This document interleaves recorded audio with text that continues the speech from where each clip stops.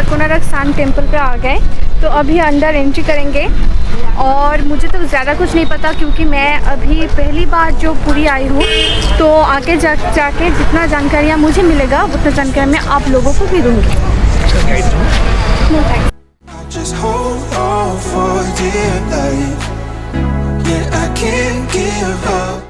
थोड़ा सा हिस्ट्री ज्ञान फैलने का टाइम आ चुका है कोणार्क मंदिर के बारे में। तो ये जो सन टेम्पल है ये 13th सेंचुरी में बनाया गया था। It was constructed by Narasimha देवा जो जेम्स के माने। तो ये जो किंग थे ये कृष्ण के वाइफ का जो बर्थ है उस रूम पे प्रवेश कर चुके थे और was being cursed by Krishna कि आपको लेप्रेसी हो जाएगा। तो उसके प्रकोप से बचने के लिए क्या किया नरसिम्हा देवा ने ये सन टेम्पल बनाया और सूर्य देव का पूजन किया। कोणार्क का सूर्य टेम्पल जो है it is a piece of architecture.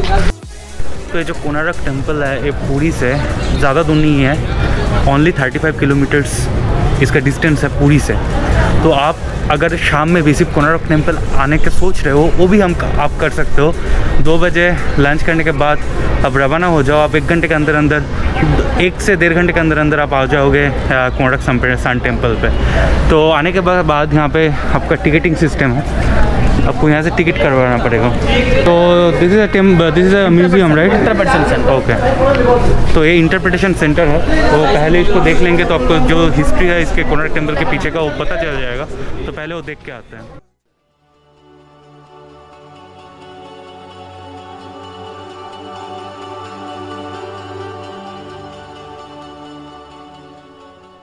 Ticket है तो 30 रुपीज़ है पर टिकट। तो अंदर चल के देखते हैं ऑडिटोरियम के अंदर की कैसा उन लोगों ने हिस्ट्री को पोर्ट्रे किया है। तो this is a mini replica of the Konark temple. This is a touch screen, you can just touch and check the facts. जैसे कि मान लीजिए कि सूर्य मंदिर के पतन का कारण मैं अगर जानना चाहता हूँ तो मैं जस्ट टच करूँगा और there will be the history and facts will be appearing in this display.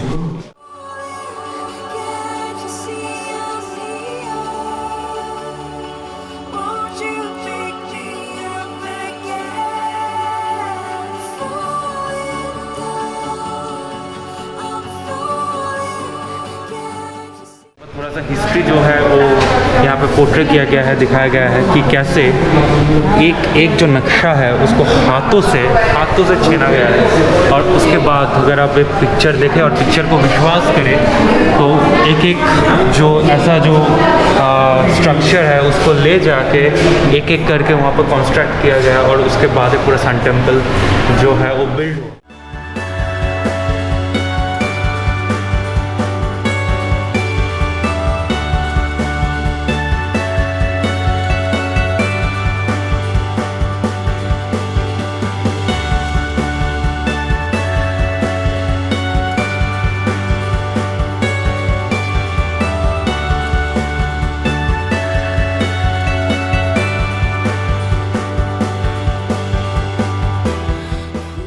आगे है टिकट काउंटर जैसे कि आप सामने देख पा रहे हो। I will check that what is the ticket price.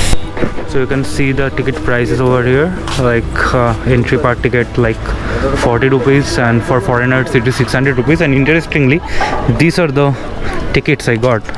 Quite interesting right? मैंने ऐसा पहले कभी नहीं देखा था ऐसा ticket.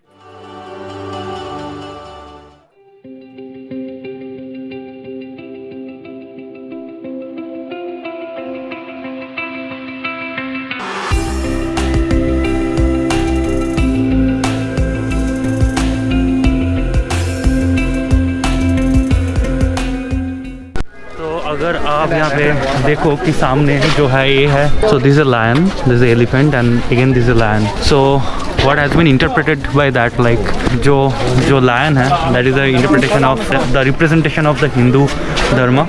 Elephant represents the Buddhist religion, and again the lion underneath it again represents the Hindu religion.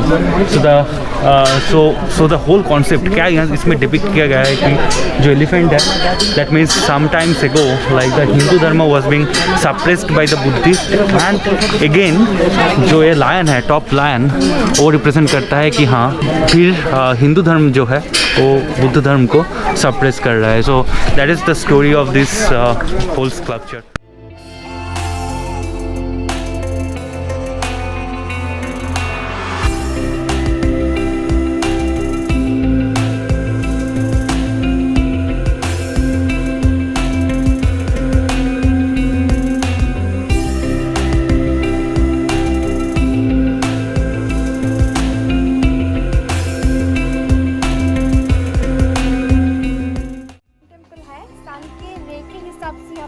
Calculate कर सकते हो आप लोग.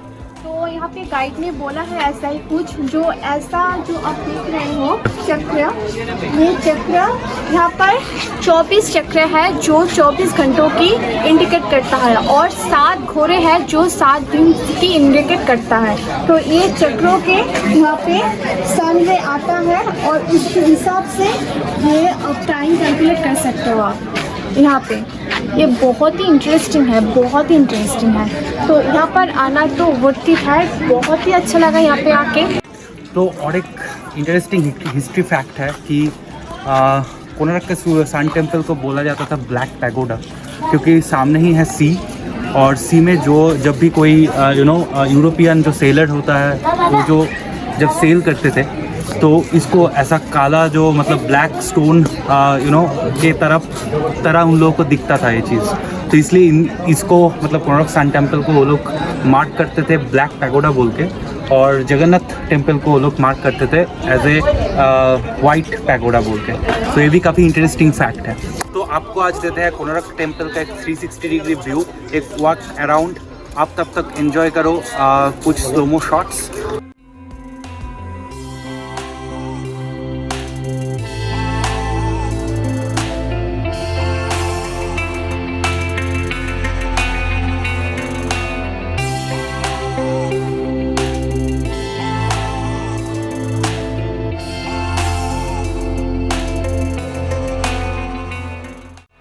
हाय, तो कैसा लगा हमारा कोणार्क का ब्लॉग? अगर अच्छा लगा है तो लाइक कीजिए, सब्सक्राइब कीजिए और कमेंट कीजिए. और अगर किसी बात पे बुरा लगा है तो डिसलाइक भी कीजिए, और कमेंट सेक्शन पे बताइए कि क्या क्या हम लोगों को इम्प्रूव करना है. तो कोणार्क से लौटने के बाद हम लोग गए थे पुरी के बीच मार्केट एक्सप्लोर करने के लिए, और उसके साथ साथ हमने ट्राई किया था पुरी के कुछ फेमस फूड जो हमारा नेक्स्ट एपिसोड में आ रहा है. तो देखते रहिए ट्रैवलर मंकीज, नो बकवास, ओनली ट्रैवलगिरी.